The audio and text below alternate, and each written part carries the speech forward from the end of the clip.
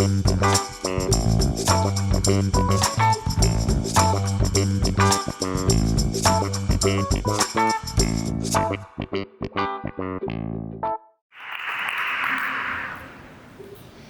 is my first in-person event in about 2 years, so forgive me if I try and put you into breakout rooms. It's been a while. It's so nice to be here.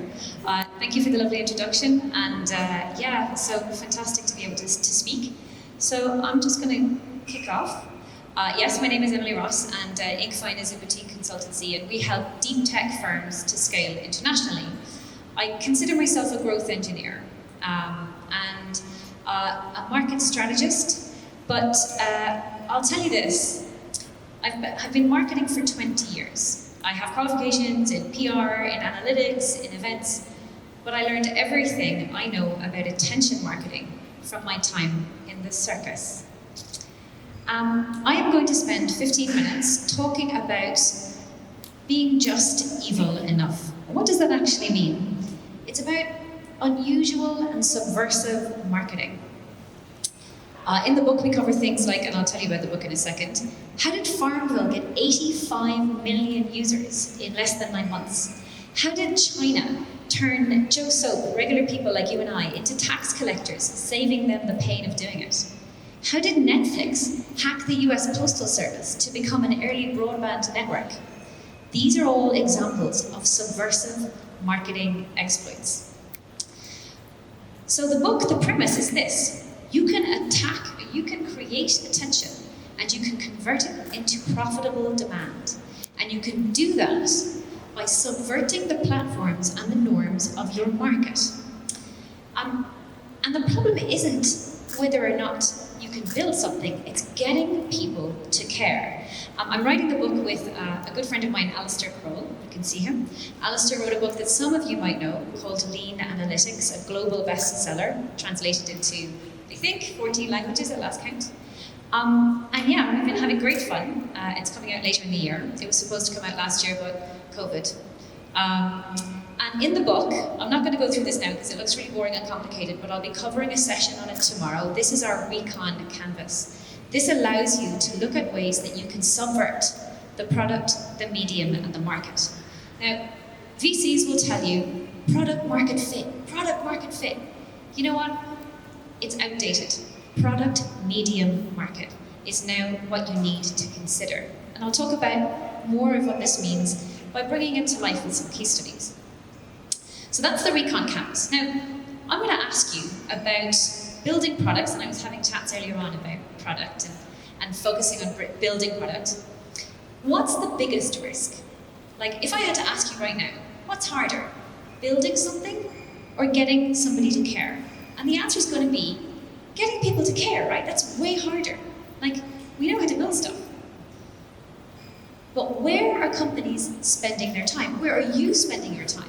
Are you spending it on building your product, or are you spending it on your go-to-market strategy? And I guarantee you're spending 90% of your time, maybe even 95%, on the product. And it makes sense. That's your happy place. That's where things are easy. It's what you can control.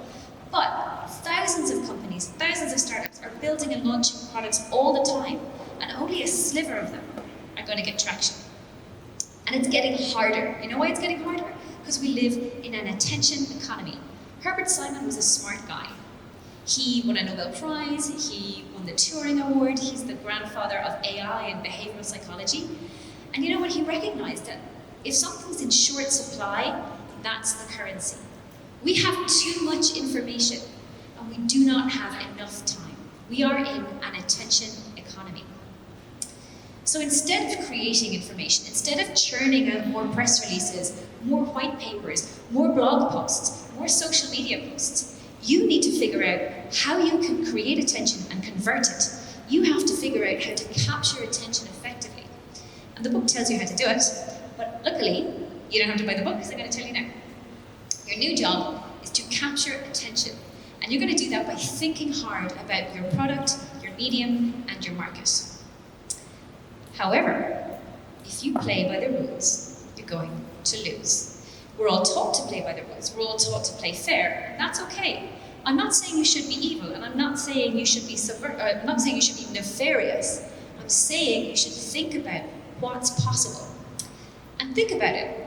Amazon, Facebook, Google, TikTok, Twitter, all of these platforms, if you're paying to get attention on these platforms, you're playing by the rules. You're feeding into what they want you to do. They wrote the rules because they are the incumbents. You have to think subversively if you're going to hack those platforms and use them to your own attention. Right now as a startup, you're not just competing with other startups. You're not even competing with Michael Porter's 5 Forces. You're competing with every TikTok, every meme, every distraction on the internet. And if you're going to cut through an attention economy, if you are going to get noise that's attention grabbing, you're going to have to think differently. Malcolm Gladwell wrote a book called David and Goliath, and there's a particular study that's really interesting. Here, Ivan Toft looked at mismatched battles, 200 wars where there was an underdog and an incumbent. And what he realized is that when the underdog used conventional tactics, they were only successful less than a third of the time. If they were unconventional, they had twice the amount of opportunity to win. So how do we think unconventionally? Like, easier said than done, right? You need to make systems behave in unintended ways. You need to subvert them. And a great way we can start here is to think about hacking. And a lot of you have really deep technical understanding. So hacking is a comfortable place for you to start this journey. Hacking is to seek and exploit weaknesses in computer systems or networks. But there's 2 kinds of hackers. There's those who use known tricks. They're like the party clowns of the cybersecurity world. And then there's ones that discover new things. These are like the Penn and Tellers, okay? The first kind, we call them script kiddies. They take advantage of known vulnerabilities. Maybe a little bit of blackmail, maybe a little bit of WordPress hacking. All they're doing is exploiting known vulnerabilities. The other kind, they're way more interesting. These are zero-day architects. A zero-day architect employs subversion to find new, as of yet undiscovered opportunities that they can exploit. So how can we take this idea of being a zero-day architect and bring it into our marketing function? An example of a zero-day marketing hack, the Iranian nuclear program. It's believed to have been the work of 2 countries using multiple zero-day exploits to slow down the centrifuges of the Iranian program and forcing those centrifuges to have to be destroyed. The marketing equivalent of a script kiddie is a growth hacker. These are people using tried and tested hacks over and over and over. We want you to be more original. We want you to be the Penn and Teller of your marketing journey. The problem with growth hacks, and it's one of the reasons why we hate that term, they're all known. These are things that everyone else has discovered, and they're using them over and over. You might think you're being smart, but really, it's a finite resource. Andrew Chen was the founder of Rider Growth at Uber. He's a VC now. But back in 2012, he coined the term, the rule, the law of shitty click-through rates. And he looked at display advertising and email open rates, and he realized that the more you use something, the more you use it at scale, the less effective it becomes. You check out the little image there on the left. This is the world's first display ad, okay? 1994 on Hotwired, today's wired.com. And actually it's kind of cool. It's a little static box that says, have you ever clicked your mouse right here? You will. You know, it worked really well. 44% click-through rate. They'll tell you it was about 78%, but in actuality it's closer to 44. However, fast forward just 6 years, Facebook ads are going to get you 0.05% click-through rate. And today, 2021, if you have great creative, really targeted display campaigns, decent spend, you might get 0.02, 0.03. Channels decay. Everything burns out over time. So you need to find new ways to think, new zero-day marketing exploits. I'm going to give you an example. I'm going to go back in time to Farmville. Anyone remember Farmville? Anyone that old? Yeah, a couple. Okay. So you probably heard of Zynga Games. Zynga Games is really, you're still on Farmville, Zynga Games is super interesting. So back in 2007, MySpace had more users than Facebook.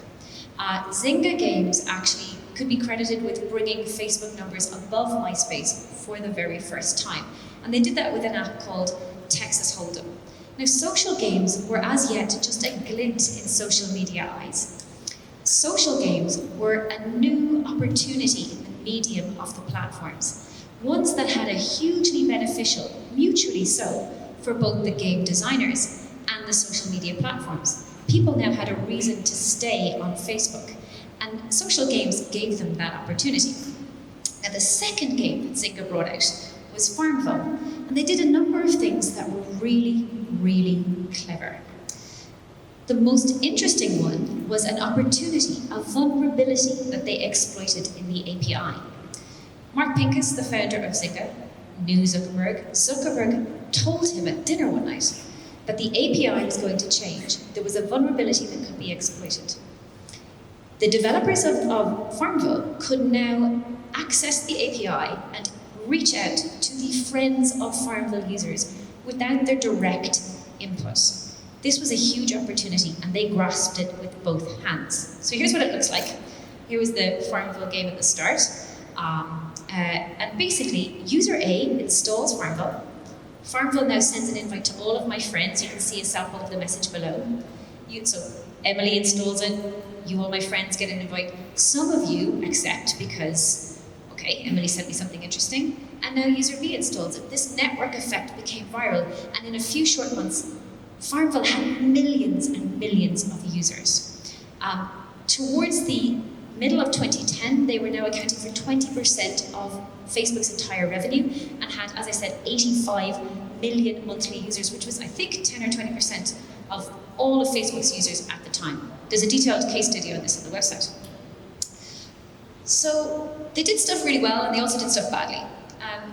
They overused the vulnerability. They used the nudge and nag impact so much that people started to complain. And in September of 2010, Facebook was forced to patch the vulnerability, even though it was driving engagement and users for them. Also, they forgot the social element of Facebook. People don't want to send spam to their friends. They did some things really well, though. I mean, they exploited a vulnerability. They also used the thing I call the Tamagotchi effect. You don't like things to die on your watch, right? So if your plants are dying and your farm's not working out, you're going to pay a little few extra dollars just to bring those plants back to life. But yeah, they also, one of the things they did badly was they put all their eggs in one basket. Because when the vulnerability was patched, they had nothing else to fall back on, because Pincus was notoriously anti-innovation. But you know what? They got enough momentum to get off the ground. They're still going today, 680 million revenue estimated for this year, and they just did a deal with Disney. So that's an example of a zero-day exploit. They could have made it run longer had they not gotten greedy. A zero-day exploit is when you find a vulnerability in product, medium, or market, and you use it to create attention. In the book, we talk about the drivers of human behavior: laid, made, paid, and afraid. This is what human beings are made up of, if you want to boil it down. Afraid, FOMO, GitHub and Gmail both used scarcity to drive user signups. Do you remember when Gmail came out first? You had to pay a couple $100 if you wanted to buy a Gmail invite on eBay. So the scarcity effect is something that you can leverage. I mean, it's been done before, but it's still quite effective. Although we would prefer if you tried to come up with some new ones yourself. An example of hacking the medium. Dinner parties were not somewhere that you could actually go and buy stuff at before, but Tupperware hacked the idea of a dinner party and turned it into a guilt-driven, multi-level marketing campaign. Tupperware looked at the mediums and went, what can be done? What's new? Tinder's founders, the female founder of Tinder, had strong sorority connections. She visited sororities across the US, and she got the girls to sign up. You know why?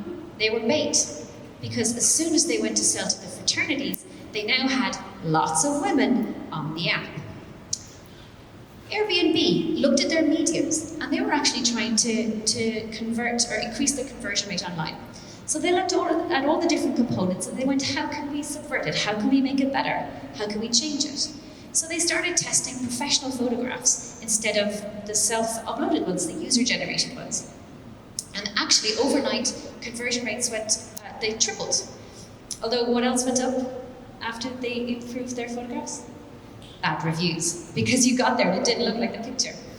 But they looked at what was possible. How do you do this? How do you figure out what the opportunities are? Here's the thing. All competitive advantage is in this incredible space, this possibility space between what is now and what is possible. What is real and what has not yet been tried. If you give yourself permission to think differently and sometimes break the rules. You can also look at reframing the conversation. There's two Olympic athletes here. One's a gymnast, the other's a swimmer. If the swimmer decides to do that loopy thing on the parallel bars, she's probably going to hit her head off the ground. And if the gymnast decides to jump off the diving block, she's already 2 feet behind the rest of the swimmers. They picked a frame that worked best for them. Find your frame. Find the best frame. Another example of reframing is Tesla and electric vehicles. In the early days, an EV you talked about sustainability and range. Tesla was targeting people without very deep pockets. It wasn't until they started talking about performance that they reframed the conversation. How did they do that?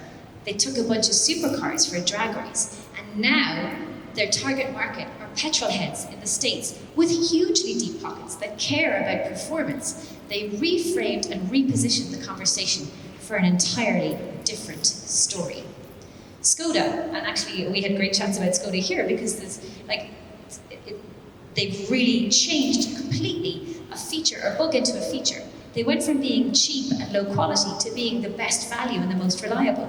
But it wasn't until they actually took a subversive approach to their marketing. If you remember, Volkswagen invested something like 13 billion into transforming the car company. Sales didn't increase. It wasn't until they launched a campaign that targeted the psychological feeling of buying a Skoda and making it about a rebellious anti-brand message that they actually went from 200 million cars a year to 200,000 cars a year to 2 million cars a year.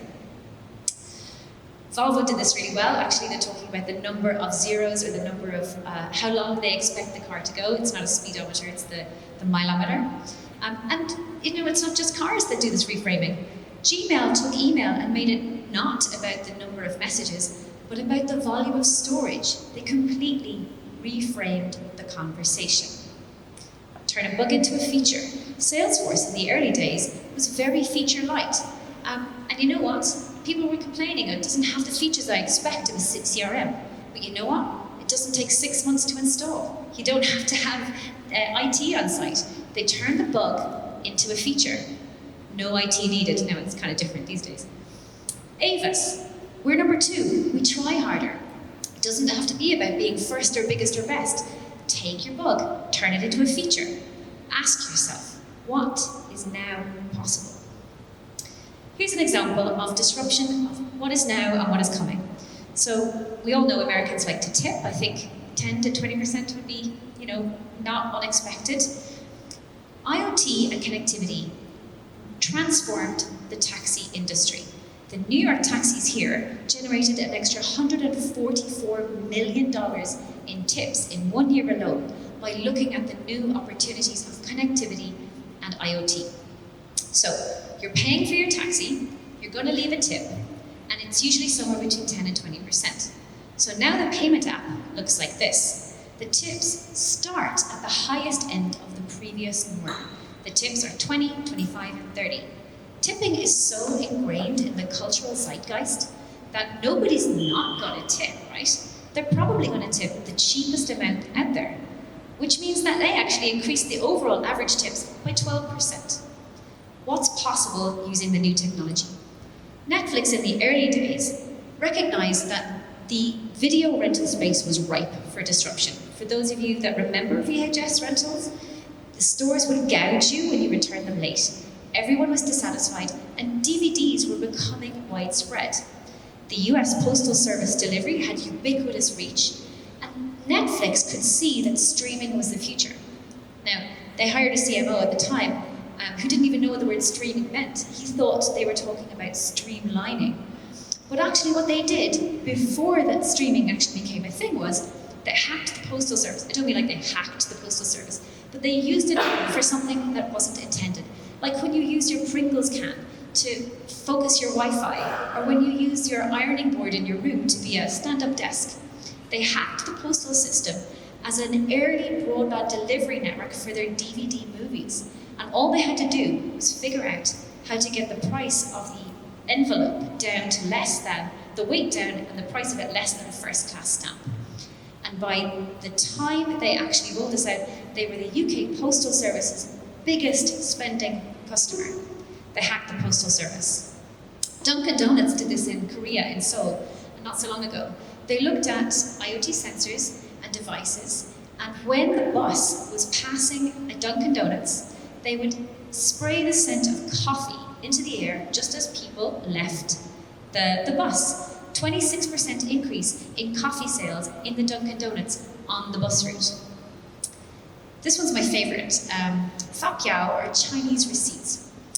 And so in the 80s, when they introduced value-added tax to China, the government realized that there was a lot of merchants pocketing the cash and not claiming their VAT. It's not uncommon in a cash economy. How could they change this? It was very clever. They started to issue these official receipts. Merchants would have to go and prepay for the receipts and then give them out to the consumer. What onus have they to do this? No one's forcing them to. Well, you know who's doing it? The consumer. Because on the back of these little receipts is a scratch card. It's a lottery game. You scratch the back, and if you win, you tootle down to the tax office and you get some money back. So clever. Now the consumer is a tax collector, forcing the merchant to pay for their VAT. And there's a double win here. They're forcing the merchant to prepay their VAT before they even get to sell anything. Win-win. Now, since WeChat has incorporated fapiao into their services, it's become digitized, but it's a phenomenally interesting scenario in China. I want you to grow your business. I want you to do that by getting your product, medium, and market to behave in unintended ways. And in that recon canvas I showed you, the second slide, there's 6 boxes in each that you can look at individually that can allow you to think of what are the opportunities that are coming. But a word of warning, don't actually be evil. Because you know what? It's a small world, we're all connected. You might get away with it once, but you won't get away with it again. The big lesson here, cultivate a 0-day marketing mindset. Not just once, but over and over again. So when your exploits invariably burn out, you have the capability and the mindset to do it again and again and again. Spend half your time finding a way to subvert the norm that creates attention and turn it into profitable demand. And ask yourself, are you evil enough?